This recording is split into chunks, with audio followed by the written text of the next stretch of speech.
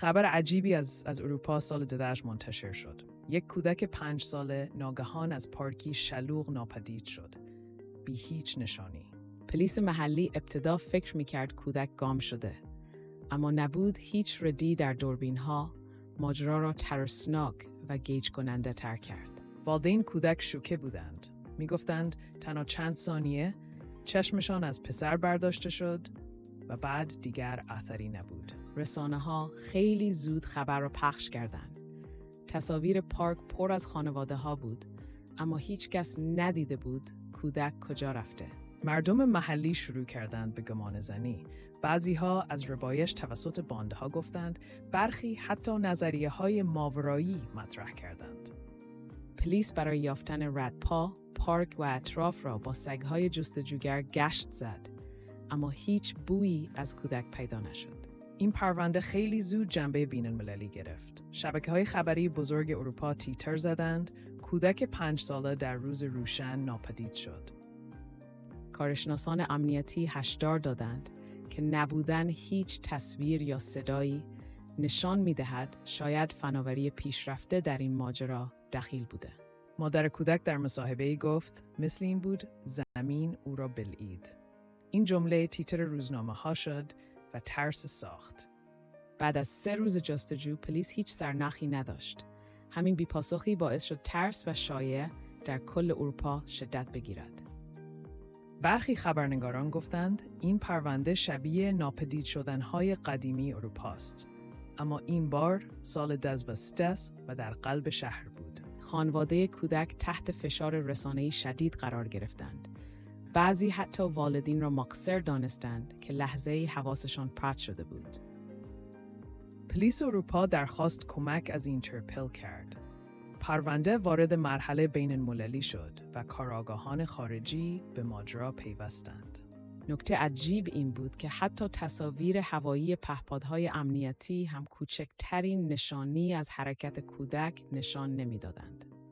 برخی شاهدان ادعا کردند صدای جیغ کوتاهی شنیدند، اما بررسی‌ها نشان داد هیچ ضبط صوتی آن لحظه چیزی ثبت نکرده.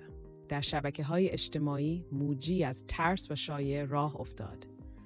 برخی حتی به دخالت موجودات ناشناخته اشاره کردند.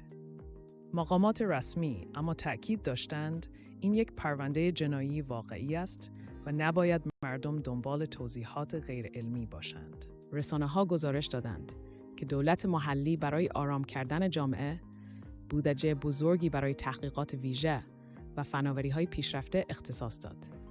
در این میان چند مظنون بازداشت شدند، اما هیچ یک ارتباطی واقعی با ناپدید شدن کودک نداشتند و آزاد شدند.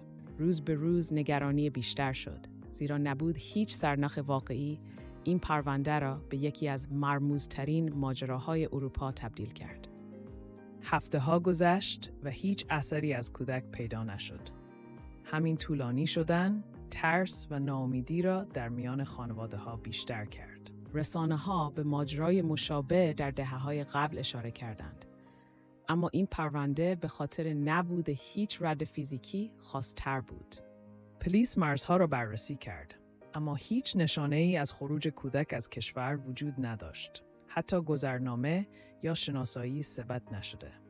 برخی متخصصان جنایی گفتند شاید فناوری مخفی یا ربایش سازمان یافته در کار است، چون ردپا به طرز عجیبی پاک شده بود.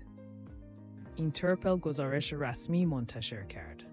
پرونده ناپدید شدن کودک در اروپا یکی از پیچیده‌ترین موارد دهه اخیر محسوب می شود. خانواده کودک هنوز امیدوار بودند. پدر در یک کنفرانس گفت تا آخر عمر دنبال حقیقت می گردم و تسلیم نمی شوم.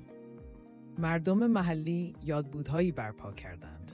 شمع روشن کردند و عکس کودک را در خیابانها آویختند تا شاید خبری بیاید. با گذشت ماه‌ها پرونده همچنان باز ماند، اما نبود هیچ مدرک تازه آن را به معمایی ترسناک و بی‌پایان تبدیل کرد. کارشناسان روانشناسی هشدار دادند که این پرونده می‌تواند ترس جمعی و بی‌اعتمادی به امنیت عمومی را تقویت کند. تا امروز سرنوشت آن کودک نامعلوم است. و ماجرای ناپدید شدنش یکی از رمزآلودترین و ترسناکترین اخبار اروپا باقی مانده. لایک و سابسکرایب یادتون نره. پایدار باشید.